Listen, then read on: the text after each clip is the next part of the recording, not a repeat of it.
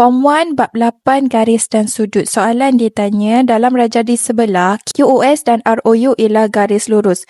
Bila sebut garis lurus, mesti dalam kepala kita sudutnya ialah 180 darjah.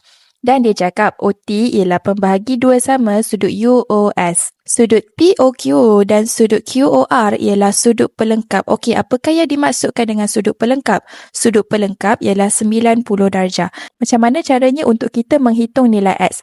Okey, nilai X ini dia berada pada satu garis lurus ROU. Di mana sudut garis ROU ialah garis lurus iaitu 180 darjah. Jadi sebelum kita nak tahu nilai X, kita kena tahu dulu baki dekat sini berapa, memandangkan soalan dia cakap sudut POQ dengan sudut QOR ialah sudut pelengkap.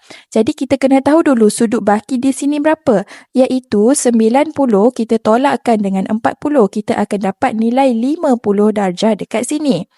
Jadi seterusnya kita boleh carilah nilai X macam mana, iaitu X sama dengan 180 ditolakkan dengan 50 ditolakkan dengan 40 darjah. Maka jawapan kita ialah 90 darjah. Maka nilai X kita ialah 90 darjah. Seterusnya soalan dia suruh kita mencari nilai Y, di mana nilai Y berada pada garis lurus QOS dan garis lurus ialah 180 darjah. Memandangkan kita sudah ada nilai 40 dan sudut 90 darjah, maka kita boleh mencari nilai Y. Jadi cara nak cari nilai Y ialah 180 darjah, kita tolakkan dengan 40, kita tolakkan dengan 90 darjah, maka kita akan dapat nilai 50. Tetapi nilai 50 ini adalah untuk kedua-dua sudut UOT dan TOS.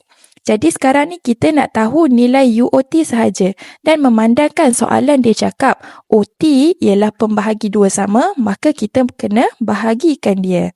Jadi Y ialah 50, kita kena bahagikan dengan 2, maka kita akan dapat 25 darjah. Jadi sesiapa yang nak belajar lebih boleh masuk kelas online cikgu.